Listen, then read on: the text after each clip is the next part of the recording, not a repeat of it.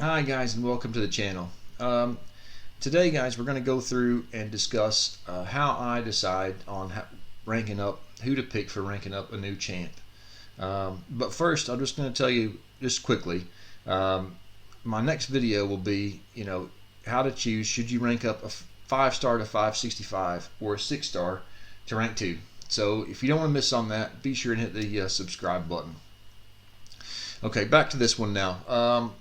So I go through quite a few different bits and pieces, quite a few questions that I ask myself when I decide to rank up a new champ. So the first thing is, do I enjoy using that champ? So first and foremost, that's the most important thing. Do you like to use them? Because if you don't like to use them, then, that's that. It's crap. You'll rank them up. You'll think, I don't even like using that champ. I'm going to use X, Y, and Z. So get rid of that. Do you like to use them? Most important thing. Yes. Okay. Well, that's throwing them out the window. Do you know how to use the champ? I mean, can you use them to their fullest potential? I've made the mistake before of ranking up. I've got Ghost at 5-star, 565. I don't use her very often just because I'm not very good at her. I'm not good at using her and getting her full potential from her. So I wouldn't say I regret it, but I would have chosen somebody else probably because I still don't use it very often. The same with Quake. The Quake and Bake, I'm absolutely crap with that. I just get hammered in the corner after about a few dodges. So again, that's somebody else that's on one of these tier lists as being a beyond God tier champion. But if you don't like using them and you're no good at using them, then you're just wasting your resources. One thing I would say is everyone always asks their alliance friends, who should I do up? I've got this person, this person, this person. I've got, I don't know, Human Torch, Doom, and Nick Fury. Who should I rank up? Everyone gives their little bit of input, and you just pick whoever you wanted to start with anyway. I think everyone just wants a bit of validation really when it comes to asking your friends or whatever. Who should I rank up? Oh well, this person or that person, but I think we always know deep down kind of who we prefer to rank up anyway, but that's a big help anyway, asking your alliance friends. Maybe they can at least give you a bit of validation on who you choose. But one other thing is, a massive thing is, what content will you be doing next? So depends on where you're at in the game.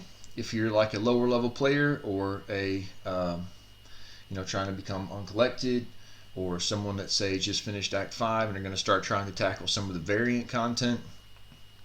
The variants, I would say, is a massive thing because I've got a video on the channel about Aunt May, the website Aunt May. It's fantastic for getting on there and you're able to check, if you're not familiar with it, all the tags. It's extremely handy. So you can check. Say, I don't know, you want to be doing variant 2, which variant 2 and variant 3, one's XL, and one is the tech variant. So if you can put on the Aunt May website, let's say you want a tech XL champ, well, guess what? Then you've got Sentinel. He's fantastic for both of those.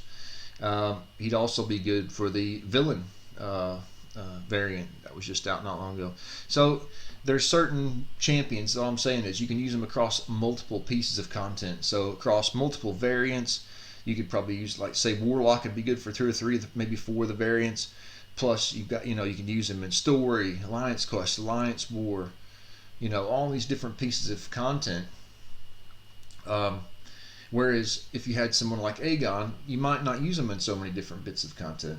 Everyone thinks, oh, Aegon's fantastic. Well, Aegon is fantastic, but he's more suited to the longer fights. So Labyrinth Legends, Abyss, some of these sort of things. Maybe bits of Acts, 6 or 7 you might use them in, but you're not going to want to use Aegon really, in, I don't know, Alliance Quest.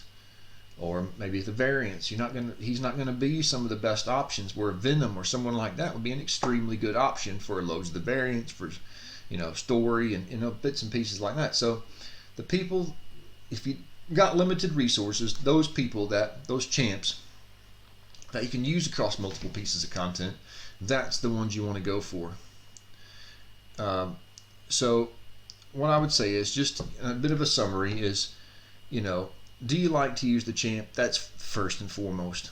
Don't worry about these tier lists.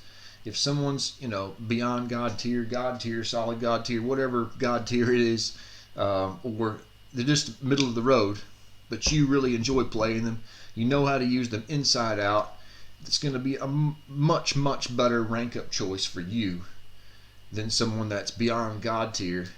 You hate them and you don't know how to use them. So that's the main piece of advice that I'd like to pass on to you. So if this has been good for you guys, you've learned something from today, please hit that like button, hit the subscribe, and I will see you again. Thanks a lot.